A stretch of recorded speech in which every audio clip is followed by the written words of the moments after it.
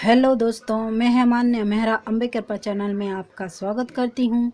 आज हम श्रीमद् देवी भागवत के महात्म्य का प्रथम अध्याय का पाठ करने जा रहे हैं। कृपा कर सुने और अपने जीवन का कल्याण करें। धन्यवाद।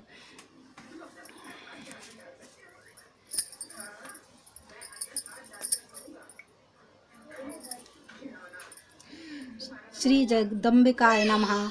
ओम ऐं ह्रीं क्लीं चामुंडाय विच्छेद। श्रीमद्देवी भागवत महात्म्यम। अतः प्रथम अध्याय। सूत जी के द्वारा ऋषियों के प्रति श्रीमद्देवी भागवत के श्रवण की महिमा का कथन। जगत के सृष्टिकार में जो उत्पत्ति रूपा रक्षा कार्य में पालन शक्ति स्वरूपा, संहार कार में रोध रूपा है, संपूर्ण विश्व प्रपंच जिसके लिए क्रीड़ा स्वरूप है, जो परा पश्यंती मध्यमा तथा वैरखी वाणी में अभिव्यक्त होती हैं, और जो ब्रह्मा विष्णु महेश द्वारा निरंतर आराधित है, वे प्रसन्न चित वाली देवी भगवती मेरी वाणी को अलंकृत करें, परिशुद्ध करें।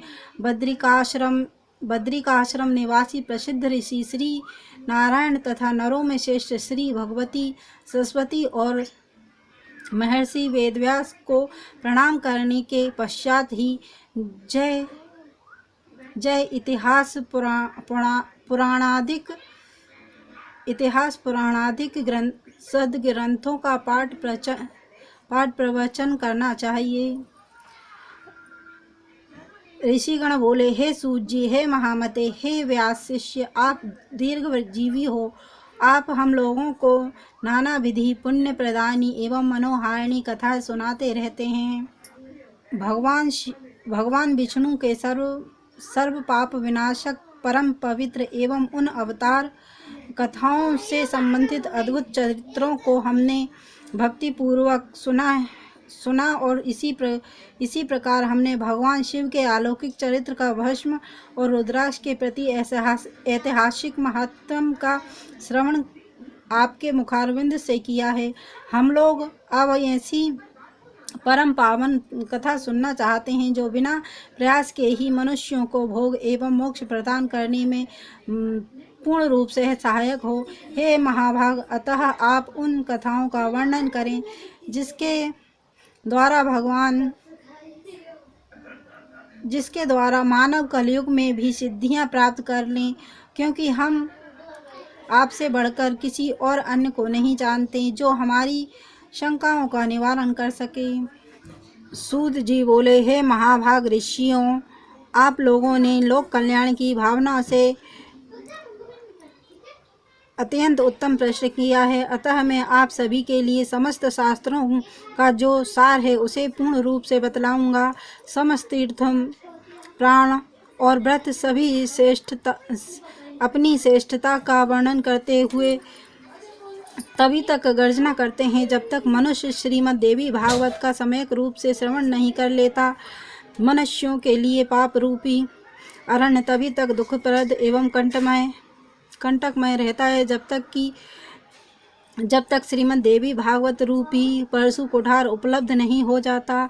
मनुष्यों को उपसर्ग ग्रहण रूपी घोर अंधकार तभी तक कष्ट पहुंचाता है जब तक श्रीमद् देवी भागवत रूपी सूर्य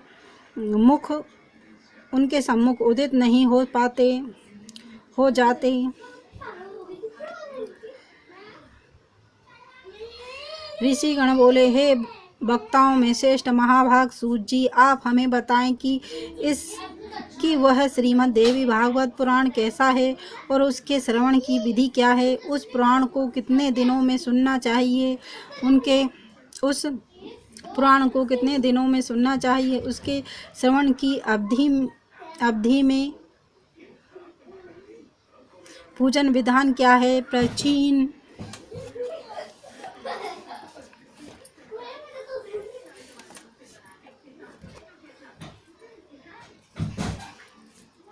काल में किन किन मनुष्यों ने इसे सुना और उनकी कौन कौन सी कामनाएं पूर्ण हुई। सूत जी बोले, प्राचीन काल में पराशर ऋषि द्वारा सत्यवती के गर्भ से विष्णु के अंश रूपी मुनि व्यास उत्पन्न हुए, जिन्होंने वेदों का 4 विभाग करके उन्हें अपने शिष्यों को पढ़ाया।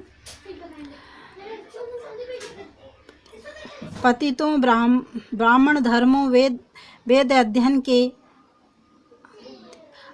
अधिकारियों, स्त्रियों एवं दूषित बुद्धि वाले मनुष्यों को धर्म का ज्ञान कैसे हो।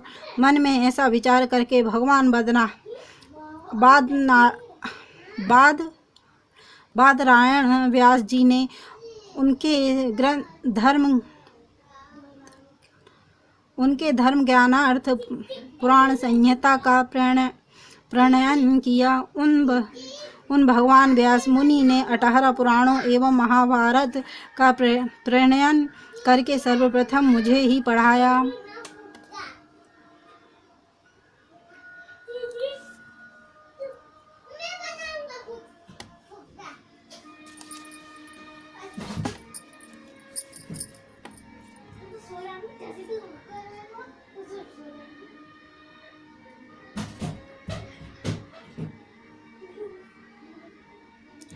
उन भगवान व्यास मुनि ने 18 पुराणों एवं महाभारत का प्रणयन करके सर्वप्रथम मुझे ही पढ़ाया। उन पुराणों में श्रीमद् देवी भागवत पुराण भोग एवं मोक्ष को देने वाला है। व्यास जी ने राजा जन्मेजय को यह पुराण स्वयं सुनाया था।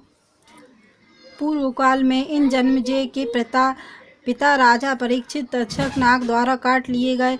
अतः पिताजी की संशुद्धि शुभ गति के लिए राजा ने तीनों लोकों की जननी देवी भगवती का विधिवत पूजन अर्चन करके 9 दिनों तक व्यास जी के मुखारविंद से इस श्रीमद् देवी भागवत पुराण का श्रवण किया। इस नवाह यज्ञ के संपूर्ण हो जाने पर राजा परीक्षित ने उसी समय दिव्य रूप धारण करके देवी का शालोक प्राप्त किया। राजा जन्मेजय अपने पिता की दिव्य गति देखकर और ऋषि वेदव्यास की विधिवत पूजन करके परम प्रसन्न हुए। सभी 18 पुराणों में यह श्रीमद् देवी भागवत पुराण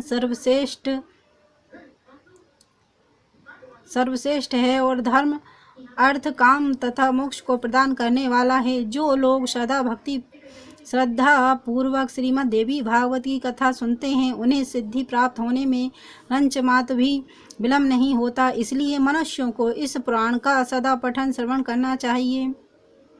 पूरे दिन के आधे समय तक, चौथाई समय तक, मुहूर्त भर अथवा एक क्षण भी जो लोग भक्ति पूर्वक इसका श्रवण करते हैं उनकी कभी भी दुर्गति नहीं होती।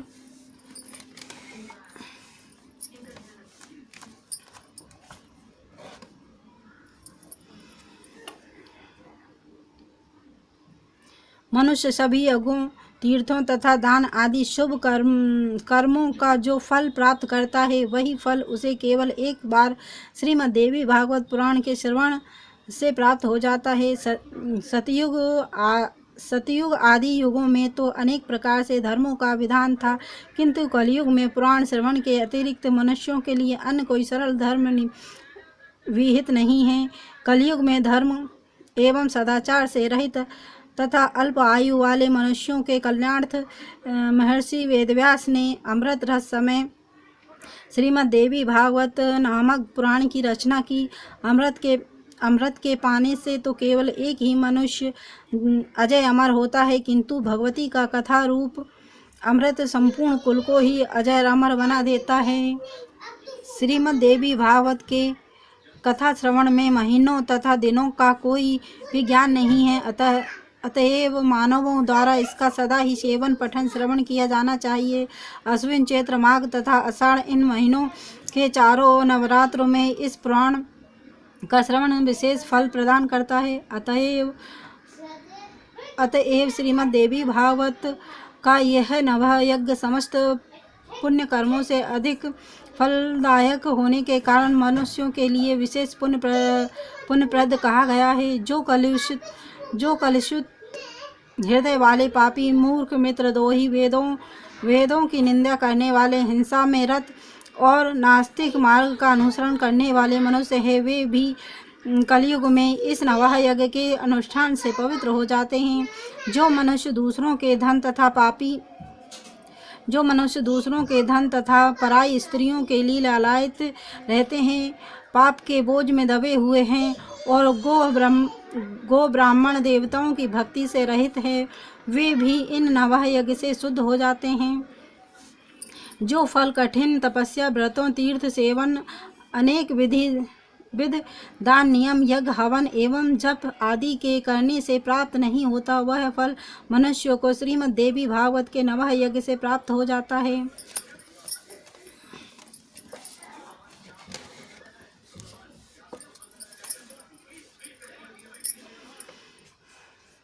हे विप्रो, गंगा, गया, काशी, नेमी, सारण, मथुरा, पुष्कर तथा बद्रिकारण्य भी मनुष्य को उतना शीघ्र पवित्र नहीं कर पाते जितना कि श्रीमद् देवी भागवत का यह नवा यज्ञ लोगों को पवित्र कर देता है। अतएव श्रीमद् देवी भागवत पुराण सभी पुराणों में श्रेष्ठतम है। इसे धर्म, अर्थ, काम तथा मोक्ष की प्राप्ति का उत्तम साधन माना गया है।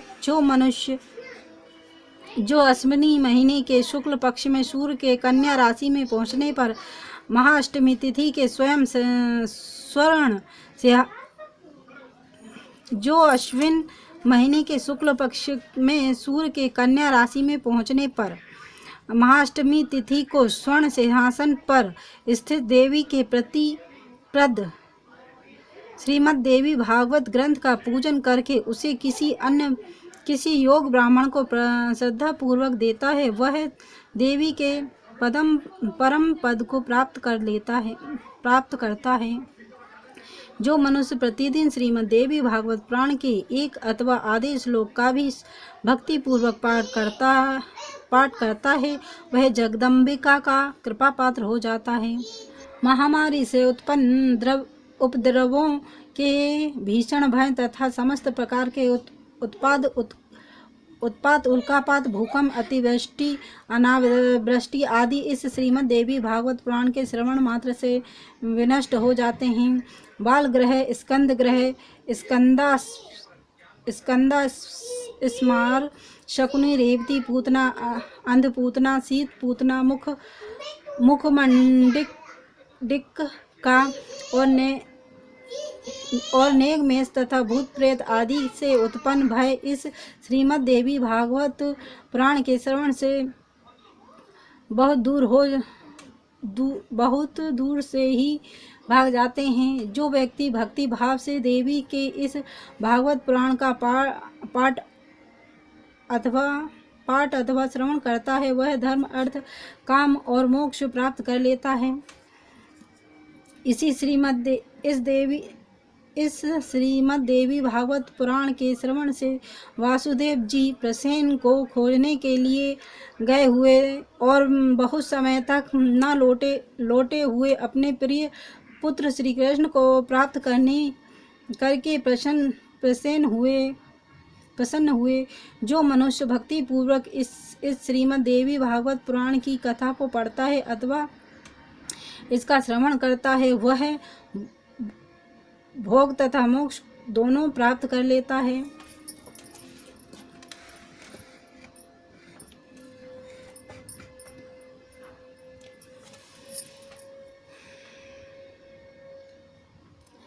अमृत स्वरूप इस श्रीमद् देवी भागवत के श्रवण से पुत्रहीन मनुष्य पुत्रवान हो जाते हैं, दरिद्र व्यक्ति धन से संपन्न हो जाते हैं तथा रोगग्रस्त मनुष्य रोग से मुक्त हो जाता है। वंध्य स्त्री, एक संतान वाली स्त्री अथवा वह स्त्री जिसकी संतान पैदा होकर मर जाती हो, वे भी श्रीमद् देवी भागवत पुराण सुनकर दीर्घ आयु वाला पुत्र प्राप्त करती है। जिस घर में नित्य श्रीमद् देवी भागवत पुराण का पूजन किया जाता है, वह घर तीर्थ स्वरूप हो जाता है तथा उसके निवास करने वाले स्थान के पापों का नाश हो जाता है। जो मनुष्य अष्टमी, नवमी तथा चतुर्थी तिथि को श्रद्धा पूर्वक इसे पढ़ता है या सुनता है, वह परम सिद्धि को प्राप्त करता है।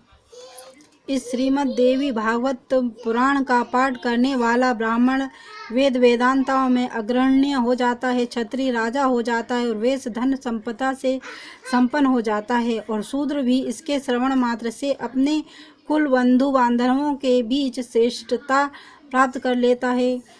इति श्री स्कंद पुराणे मास खंडे श्रीमद् देवी भागवत महात्म्ये देवी भागवत श्रवणमहात्म्य वर्णनम नाम प्रथम अध्यायः।